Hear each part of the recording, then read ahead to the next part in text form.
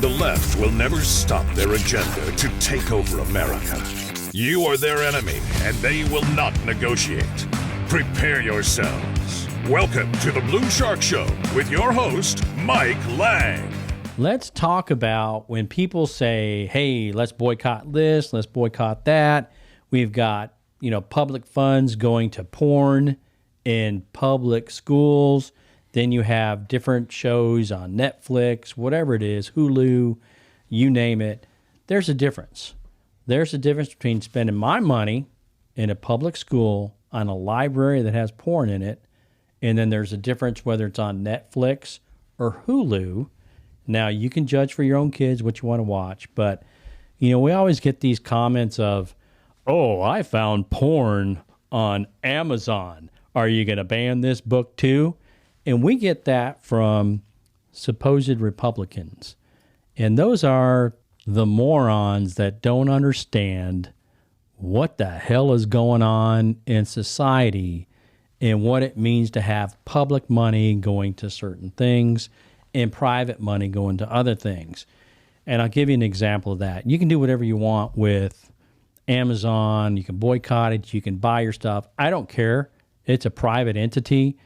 And yeah, they get tax breaks, so you can say, well, some of it's tax money. But for the most part, if you want your kids to watch that smut, whether you're local or national, that's up to you. But when it gets into the realm of tax dollars, then that's not just up to a private company or something like that. But it doesn't bode well that we have all this stuff going on in the private sector. And let's take, for an example, Peppa Pig. I don't know much about it, but they were petitioned by a ton of people, 15, 20,000 maybe. And there's probably hundreds and hundreds of thousands or millions that watch that. So they caved, and they introduced their first LGBTQ plus couple on their latest episode. And they have a child there that says, I live with my mummy, and I live with my other mummy. So here you go. This isn't taxpayer funded, but it's still a degradation of the family unit that these two lesbians can't create this baby. They can get a baby. They can work it out so they can adopt it or whoever, but they cannot, as a pair of women, conceive this baby together. And so this cartoon Crave, this tweet that came out, that's part of it. And we also see the Disney Little Demon. And, that's more of it's an adult animated sitcom. And I think they're playing it on Hulu too. But it's a 13-year-old girl being impregnated by Satan. And she's a reluctant mother. And it talks about, the Antichrist daughter and things like that. So here we have this kind of culture being mixed in where your kids see it and the parents, some of them don't care. And then you have the books and the porn in the library.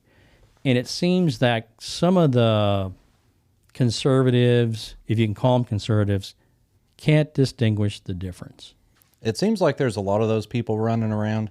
And I think a big part of that is the stuff that's going on in the public schools, the indoctrination, the stuff that's in the libraries, the stuff that these kids are exposed to. But ultimately, like you said, the responsibility lies on the parents.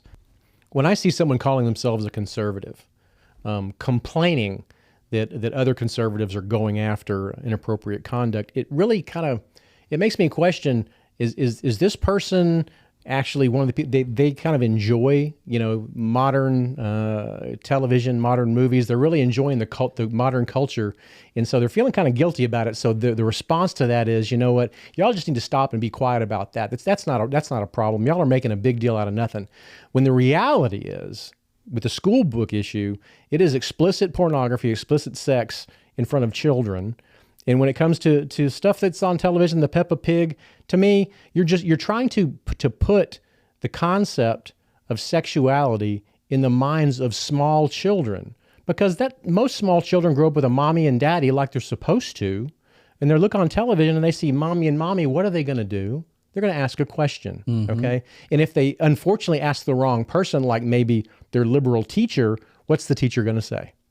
If you like the show, you like what we're doing, please go to thebluesharkshow.com and sign up for our member-only access at $4 a month. And not only, do we have the public-private, but you've got, and I said before, and I'm still going to call them morons, because you have the morons making fun of the conservatives that are pushing the family values by saying, oh, I found this bad porn book on Amazon.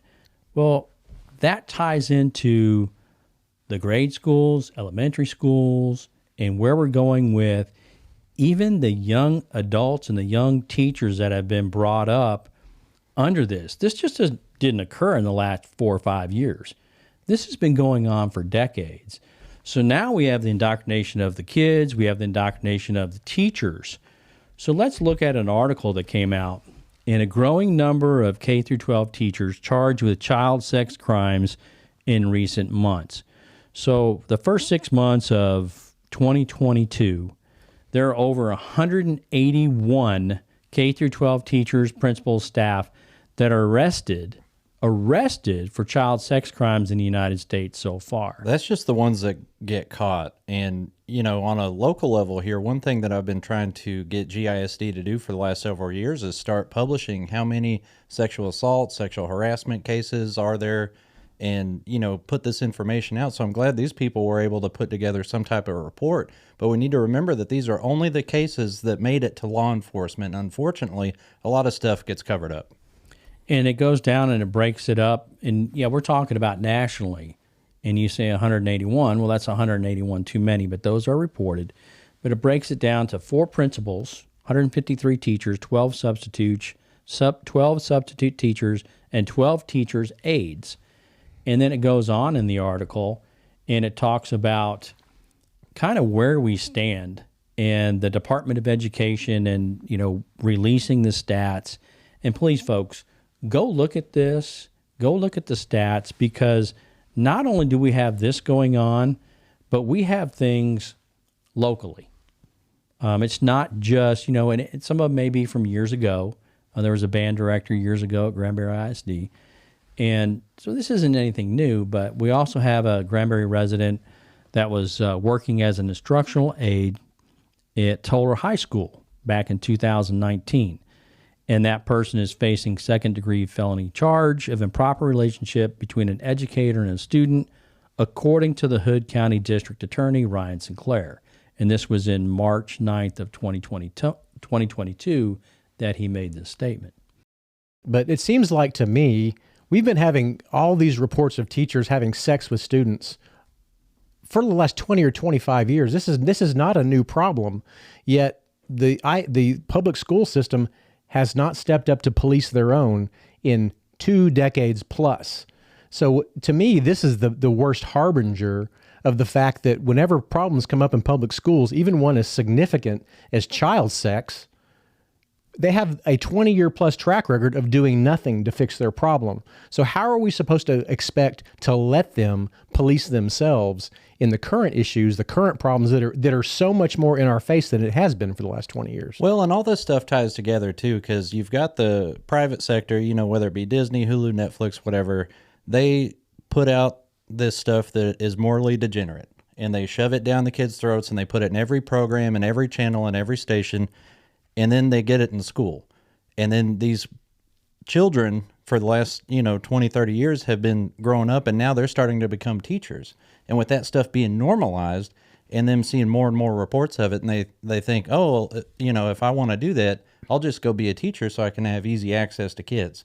That is like, all this stuff is connected. There's a connection there that needs to be addressed. And the first way we address it is by, like you said, John, having the local ISDs police themselves and start releasing this stuff. When I try to do open records requests for the last 4 or 5 years on this, they lawyer up every time, and they won't give me a document or anything. And it's like, I know enough people in the community to know that this stuff happens, and it's just being swept under the rug. In this article by Jack Phillips that we're kind of pertaining to, I'm going to read a couple paragraphs because this goes back almost 18 plus years. And in an article published in April, and this is by the Department of Education, released in 2004.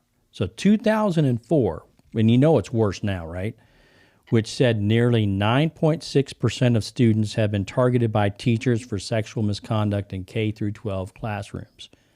The most comprehensive report about sexual abuse in public schools published by the Department of Education, 2004, estimates on the basis of 2,000 surveys conducted by the American Association of University Women of 2,065 students in grades 8 through 11 that nearly 10% of K through 12 students have been victims of sexual misconduct by public school employee, he wrote. Whoa. If you're looking at that figure, then it translates into approximately 4.5 million children nationwide suffering sexual misconduct by public school employees. In the end of this article, it says that the author said that this problem could be, quote, more than 100 times greater than the physical abuse committed by Catholic priests. Full stop. Hold on.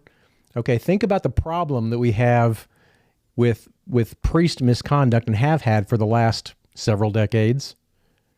And we have someone who's learned on this issue saying this problem could be 100 times greater. If that doesn't scare you, if that doesn't make you want to go snatch your kid right now and give them a hug and get them away from, Mr. McFeely, I don't know what would. And we have people that keep saying it doesn't matter what they do in private sector or public sector. This all ties together. This all ties together with the books in the library, with the teachers themselves and the administrators not policing themselves and standing up. And when you have a degenerate society and it seeps into your schools and the libraries, and then your teachers don't stand and your administrators don't stand, that's the kind of crap you get. And it needs to stop. And that's why our whole society needs a reset. We need a revival of what's going on in society to stop this. Will we stop at 100%? No. There's going to be evil. There's always going to be evil. But the people that let evil happen are more and more and more. And I keep saying, where are the teachers to stand up? Where are the librarians to stand up? Where are the trustees to stand up, to get these books and get this stuff and police themselves in their own independent school districts? A lot of them are afraid of retaliation, and I know that by having conversations with them. For a teacher to speak out against something like this, and let's say a case of unreported sexual misconduct by a teacher here locally, they would be putting their career at risk, and it's like, I wish that people would, because that courage is contagious, and that's how we can start to turn this stuff around. But, tying it to the local elections we have coming up in November, I would like to see some of these candidates start to say, hey, one of the things I want to do is start publishing the numbers. How many accusations are made, how many investigations are done, what the outcomes are, because these parents deserve to know what kind of environment they're sending their kids into. Have you ever seen that locally? No, I've been. I haven't. Like you said, if you've done FOIAs or information requests, I don't think I've ever seen that locally at any school district. No, and that's actually something. Since we're on the topic, I am going to try to get some legislation done on that, because I think part of the way that we fix public education is we have to be more transparent, and part of that process is admitting when stuff goes wrong and not sweeping it under the rug like they've been doing. And like you said, there's that parallel between the Catholic Church and the public schools. And it's important for people to see that. And we're never going to solve the problem if we keep having superintendents and, upper level administrators and trustees that don't want the embarrassment of having something come out, or, an article in the newspaper, or what are the people at Optimist Club going to say? Who gives a crap? What's God going to say? Right. These people have to start thinking about how they're going to be judged. And if you're turning your eye to sexual misconduct by teachers to students, shame on you. If you're the person that points out a real problem in society, you're the jerk. You're the one that's the problem. Being divisive. That's exactly the issue we have with the response of the school board with multiple issues, most especially recently with the porn book issue. They gaslight us and tell us it's not a problem over and over again when we're giving them evidence of hardcore pornography in the public schools, and yet they tell us we're lying and we're full of it and we're just trying to ban books. And not just them, the morons too. The morons that are here within, unfortunately, the local Republican Party. There's a guy that ran for precinct chair here a while back, and he's one of these idiots going around saying that this stuff doesn't mean anything and that there's no correlation or causation there. And it's like, dude, if you're blind to the moral degradation of the United States over the last 60 years, I don't know what to do for you. And it makes me fear the future, because if people choose to be ignorant on this topic, we're doomed. Yeah, understand the difference between age-appropriate material and what's going on in the library and what's going on in the private sector, what you want your kids to watch, what you want your kids to see. And once you see some of this stuff, you can't unsee it.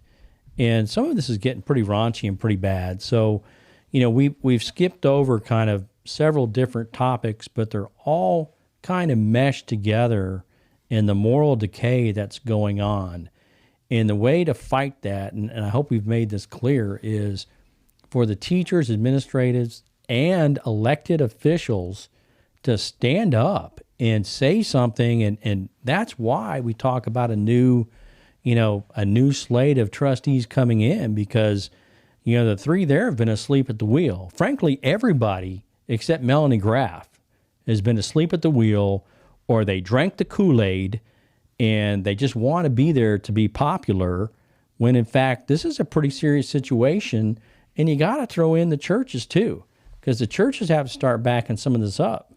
We had talked about Dennis Funderburg at Five Crowns. He came by the office the other day, and man, there's going to be some good stuff coming out of him. He's doing some good things over there at Five Crowns, and I'm excited to see it. Well, that makes me really happy to hear that we have some pastors stepping up. I wish we could see some people inside the school system step up equally. It's interesting that you pointed out earlier the kind of the parallels between the churches and the schools when the slouching toward Gomorrah that's been occurring. And so while it's good to see some people stand up, there's an obvious vacuum of people who want to really save public education. The people on the left want to point at Blue Shark and conservatives and say, we want to kill public education. And that is the furthest thing from the truth. If we wanted to kill public education, you know what we would do? We would sit back and do nothing and just watch what's going on, because they don't need our help to implode. They're imploding all on their own. Yeah, very quickly. We believe in public education, but we believe in public education that reflects the values and the education that we received and that we believe in, not the values of the left or Boston or Massachusetts or California or whatever. And therein lies the rub. Because the rhinos let's just get along. Don't point out the problems. It's all good as long as you just shut up and everybody just admits it's a great day at the school system. We've got hope. We've got people like, Dennis Funderburg, the pastor of Five Crowns. We've got people out there, Mary Carden. We've got a lot of people out there that need to get more vocal, especially the churches. So there's hope. There's always hope. And please, teachers, administrators, and the new candidates, please step up and let's put an end to what is going on in public education.